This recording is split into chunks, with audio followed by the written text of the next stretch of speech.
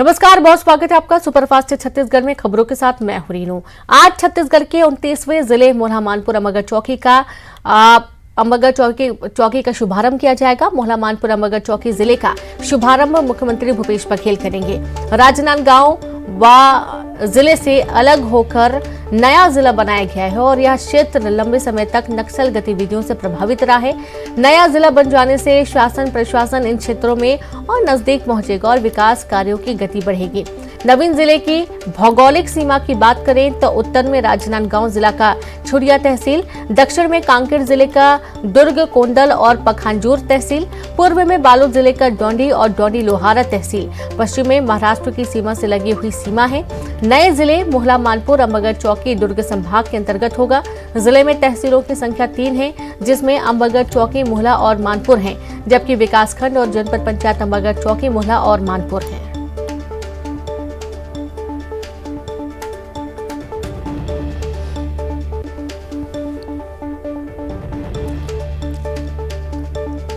तो आज मुख्यमंत्री 29वें जिले की सौगात देने वाले हैं। मोहला मानपुर अम्बागढ़ चौकी का शुभारंभ आज सीएम करेंगे और सीधे रुख करेंगे। रायपुर से संवाददाता देवव्रत भगत जुड़ गए हैं। देवव्रत, राज्य के 29वें जिले का आज शुभारंभ होने जा रहा है। मुख्यमंत्री खुद आज इसका शुभारंभ करने वाले हैं।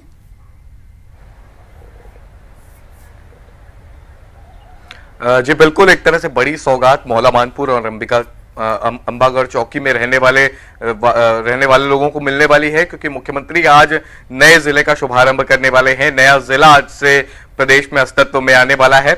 इससे पहले राजनांदगांव जिले में मोहला मानपुर और अम्बागढ़ चौकी का जो इलाका है वो आता था और यहाँ के लोगों को अपने कामकाज के लिए राजनांदगांव की तरफ रुख करना पड़ता था और दूरी वहां से काफी ज्यादा हो जाती थी। और ऐसे में अब लोगों की जो समस्याएं हैं वो सुलझेंगी और साथ ही साथ जो दूरी की एक तरह से बंदिशें थी वो समस्या एक तरह से कम होगी। उनका काम अपने ही जिले में होगा, तो एक तरह से वहां के लोगों के लिए ये बड़ी सौगात मानी जा सकती है। मोहला मानपुर और अम्बागढ़ चौकी जो नया जिला है ये अस्तित्व में आने वाला है। मुख्यमंत्री इस वक्त भेंट मुलाकात कार्यक्रम में रायगढ़ के दौरे पर हैं। रायगढ़ से तकरीबन 12 बजे मुख्यमंत्री रवाना होंगे और 1:30 बजे मोहला मानपुर पहुंचेंगे और यहाँ पर विभिन्न कार्यक्रम जो होंगे उसमें शरीक होंगे और नए जिले की सौगात भी यहाँ के लोगों को मिलने वाली है। जी बिल्कुल, और नए जिले की सौगात तो मिलेगी, साथ ही सीएम भूपेश बघेल इसका शुभारंभ करेंगे, इसलिए और भी बेहतर होगा। बहुत शुक्रिया आपका देवव्रत तमाम जानकारी साझा करने के लिए। तो आज मोहला मानपुर अम्बागढ़ चौकी का शुभारंभ मुख्यमंत्री करने वाले हैं। रायगढ़ दौरे के दूसरे दिन आज सीएम भूपेश बघेल अधिकारियों के साथ समीक्षा बैठक करेंगे और साथ ही सीएम कई विकास योजनाओं की सौगात भी देंगे। और इससे पहले गुरुवार को रायगढ़ में भेंट मुलाकात के तहत लोगों से मुलाकात करने के बाद मुख्यमंत्री भूपेश बघेल ने शहर में पैदल रोड शो किया। शहर के हेमू कलानी चौक से चक्रधर नगर चौक तक किया पैदल जनसंपर्क। मुख्यमंत्री के स्वागत में कार्यकर्ता और आम नागरिक सड़कों पर उतर आए। Chamber of commerce, red cross society, Sindhi समाज, मुस्लिम समाज और श्याम मंडल के प्रतिनिधियों ने मुख्यमंत्री भूपेश बघेल का जोरदार स्वागत किया। श्याम मंडल ने लड्डू तो सिंधी समाज ने सेब से तौलकर मुख्यमंत्री का अभिनंदन किया।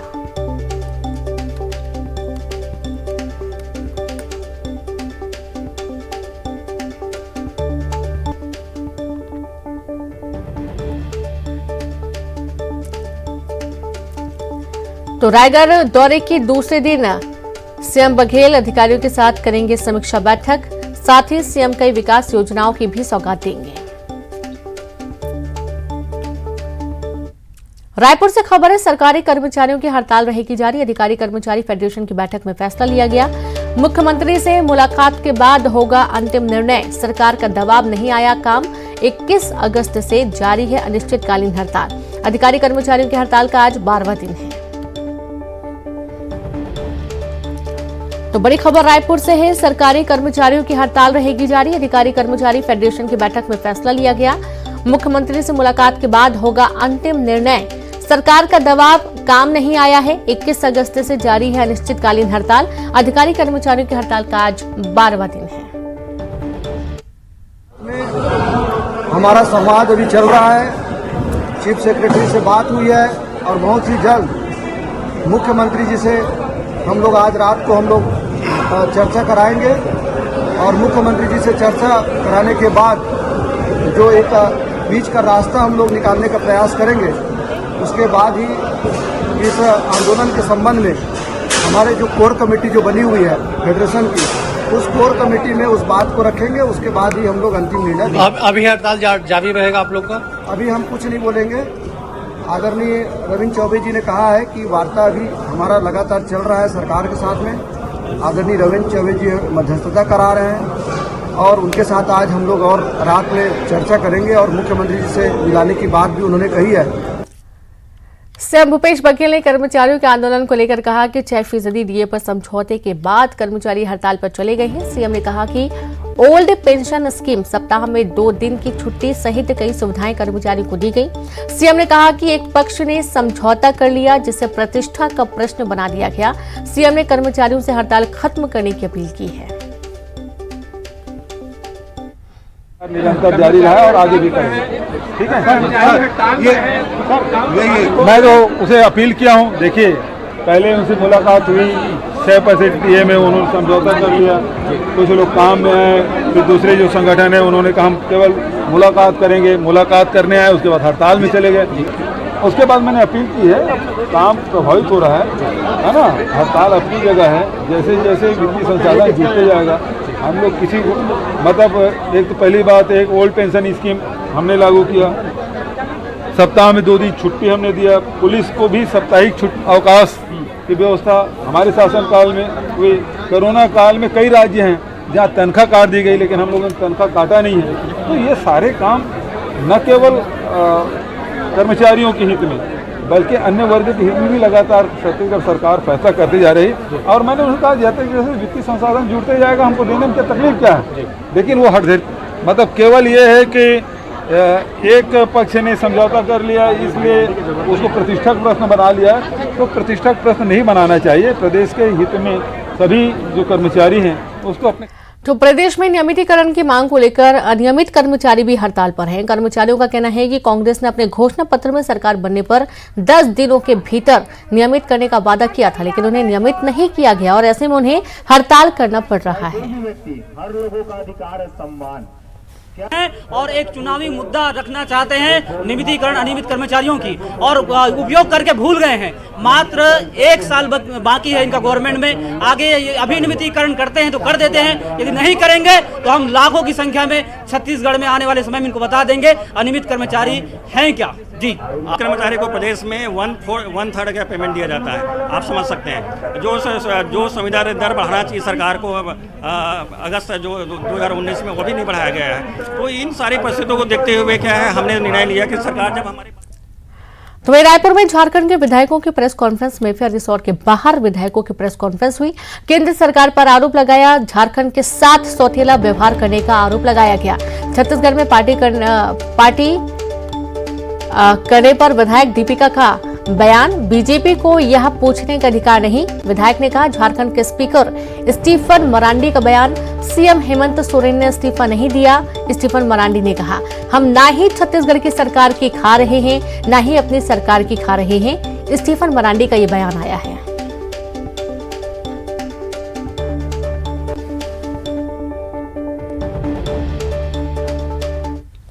ऐसी बात कहने का भाजपा को कोई अधिकार नहीं। आप लोग हम लोगों से तो सवाल कर पाते हैं। क्या आप लोगों ने ये सवाल आसाम में किया जब महाराष्ट्र के लोगों को आप तमाशा बना रहे थे? हम लोग यहाँ अपने प्राइवेसी में अपनी कुवत पे रहने वाले विधायक हैं। हमें किसी तरह के पैसे खर्च कराने की जरूरत नहीं है। लेकिन आज ये परिस्थिति क्यों आई, ये भाजपा से अगर आप लोग सवाल करके बता पाएंगे तो हमें बहुत खुशी होगी।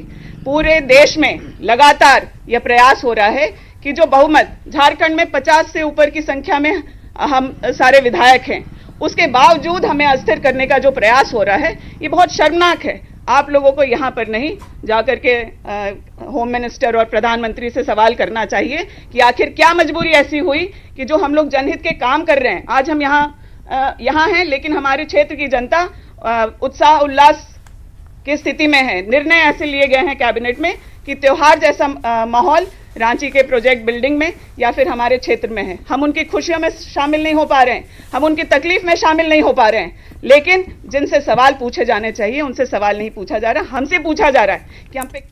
बलरामपुर से बड़ी खबर है, जहां अंबिकापुर बनारस मार्ग पर बड़ा हादसा। अब वाड्रफनगर पुलिस चौकी के पास हादसा हुआ। ट्रक और पिकअप वाहन में भिड़ंत। ट्रक में घंटों फंसा रहा ड्राइवर। ट्रक में फंसे ड्राइवर को निकाला गया बाहर। सिविल अस्पताल में कराया गया भर्ती। तो खबर बलरामपुर से, और ये तस्वीरें भी आप देखिए, जहां अंबिकापुर बनारस मार्ग पर बड़ा हादसा हुआ। वाड्रफनगर पुलिस चौकी के पास हादसा हुआ। ट्रक और पिकअप वाहन में भिड़ंत हो गई। कुछ घंटे में कई घंटे तक ट्रक में जो ड्राइवर है वो फंसा रहा। ट्रक में फंसे ड्राइवर को बाहर निकाला गया। सिविल अस्पताल में भर्ती किया गया है।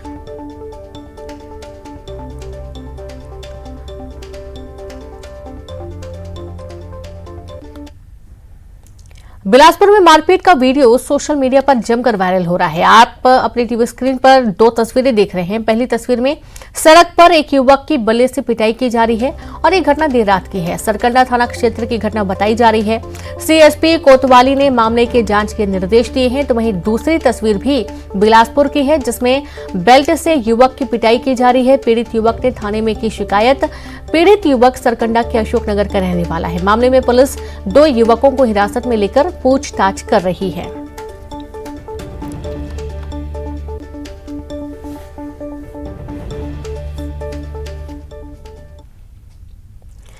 बच्चों को अच्छी शिक्षा मिले, इसके लिए सरकार योजनाएं बनाती है ताकि सभी को समान शिक्षा मिले।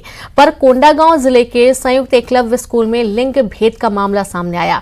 बेहतर आवासीय शिक्षा वाले इस स्कूल में कक्षा 12वीं के छात्रों को इन दिनों लिंग भेद का शिकार होना पड़ रहा है। इससे भी अपने आगामी परीक्षा और उसके परिणाम को लेकर काफी चिंतित हैं। विद्यार्थियों ने सीधा आरोप लगाया कि उनके शिक्षक युधिष्ठिर कश्यप उन्हें साइंस पढ़ाने से मना कर दिए हैं, जबकि वे नियमित तौर पर छात्राओं का कक्षा संचालित कर रहे हैं। तो वहीं आरोपी शिक्षक के नियुक्ति पर भी सवाल उठ रहे हैं।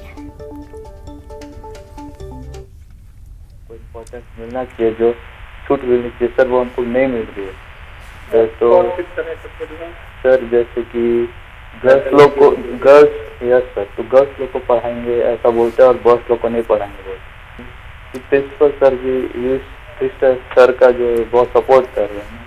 अभी यहाँ पे स्थानीय भर्ती बोलने से अभी प्यून लोग का संविधाक रूप में यहाँ भर्ती किया गया है और पंचायती स्तर पर प्रस्ताव मांग के यहाँ पे भर्ती करना था, परंतु बिना प्रस्ताव वाले भी यहाँ पूरा गांव के लड़के लोग लग गए हैं और सरपंच से प्रस्ताव ग्राम पंचायत से दिया गया था, उनका कई बच्चों का नहीं लग गया है और बिना प्रस्ताव वालों को लग गया है। खबरें सामने आई है कि युधिष्ठिर कश्यप नाम का शिक्षक जो है बच्चों से भेदभाव करता है, लैंगिक भेदभाव करता है और बिना अन्य जिले के होते नियम विरुद्ध उसका बीएड और अन्य योग्यताएं नहीं होने के बाद भी जो उसका अध्यापन कराया जा रहा है, वो शिकायत की मैंने जांच करी है। उसमें यह पाया गया कि जो युधिष्ठिर कश्यप है वो हमारे शिक्षक नहीं है। वो उसको जो है ऑफिस वर्क के लिए प्रिंसिपल ने अपने स्तर पर रखा हुआ था और इसलिए इससे कोई नियुक्ति नहीं है, ना ही कोई नियुक्ति आ सकी। गरियाबंद में एक ऐसा गांव है जहां के बच्चों को स्कूल जाने से डर लगता है। मामला छुरा विकासखंड के ग्राम करपी दादर का है, जहां स्कूल जर्जर हो चुका है। स्कूल की इमारत कभी भी गिर सकती है और ऐसे में लोगों ने अपने बच्चों को स्कूल भेजना बंद कर दिया। यहां ना तो स्कूल की नई इमारत बनाई जा रही है और ना ही स्कूल की मरम्मत की जा रही है।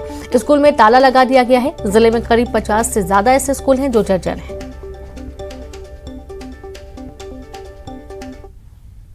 मोरी कान फूटा जाई के डर लगा थी। ऐसी स्थिति रही सर तो पालक मन तो बच्चे नहीं भेज पान, जब तक नहीं बनी तब तक तो नहीं भेज पान ना। फिर कोई जगह चौक चौराहा में सर मन पढ़ाई बना ले। अब अभी वास्तव में आप देखे भी हो एला कि है सही फूटे टूटे तेला भाई एकर से ती सब कभी भी गिर सकत है छत, तो डर के मारे यहाँ लेकर बैठावे कैसे। और खबर रायपुर से है, जहां पर आज दिल्ली रवाना होंगे कांग्रेस के कार्यकर्ता। स्पेशल ट्रेन से आज दिल्ली जाएंगे हजारों कार्यकर्ता। शाम 6 बजे रवाना होंगे कार्यकर्ता। पीसीसी चीफ मोहन मरकाम दिखाएंगे ट्रेन को हरी झंडी। दिल्ली में 4 सितंबर को महंगाई के खिलाफ महारैली होने वाली है और इसके चलते ये तमाम तैयारियां की जा रही हैं।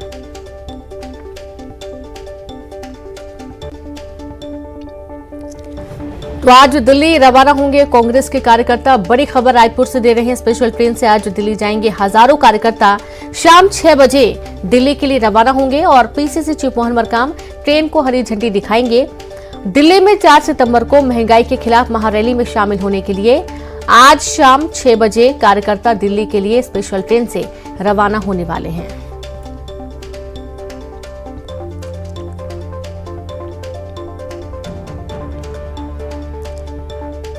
तो 4 सितंबर को महंगाई के खिलाफ कांग्रेस महारैली करने जा रही है और केंद्र सरकार को घेरने की पूरी तैयारी कर रही है। बलरामपुर के स्वामी आत्मानंद उत्कृष्ट विद्यालय में स्वास्थ्य योद्धा कार्यक्रम का आयोजन किया गया और इस कार्यक्रम में लुंड्रा और रामानुजगंज के विधायक भी शामिल हुए। कार्यक्रम के दौरान छात्रों को स्वास्थ्य के प्रति जागरूक किया गया और छात्रों से स्वास्थ्य योद्धा के तौर पर काम करने की अपील की गई।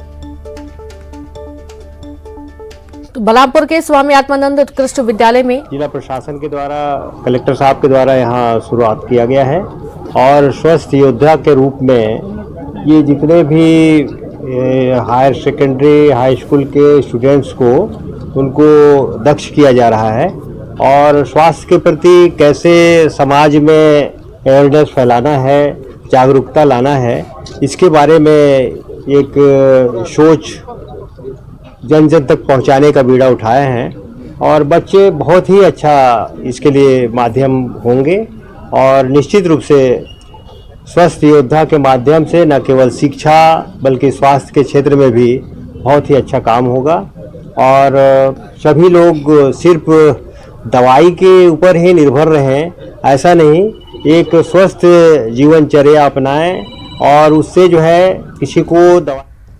शासन प्रशासन स्वच्छता के लाख दावे कर ले लेकिन बालूनगर की जमीनी हकीकत कुछ और ही बयां कर रही है।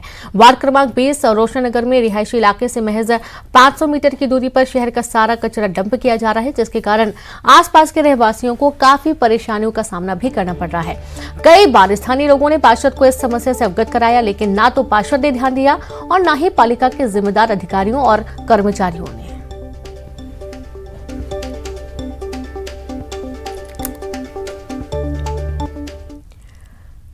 जगदलपुर के सभी ब्लॉकों को जोड़ने के लिए 7 साल पहले सिटी बस सेवा की शुरुआत की गई थी, लेकिन कोरोना काल में बसों के पहिए थमते ही ये सभी बसें बंद पड़ी हैं। नगर निगम ने 12 लाख खर्च कर 10 बसों का मेंटेनेंस कराया। बसों को सड़कों पर दौड़ाने के लिए टेंडर बुलाए गए लेकिन कोई भी बस संचालक इसमें शामिल नहीं हुआ। नगर निगम के नेता प्रतिपक्ष इसके लिए जनप्रतिनिधियों और प्रदेश सरकार को जिम्मेदार ठहरा रहे हैं और कमीशन खोरी भ्रष्टाचार का आरोप भी लगा रहे हैं।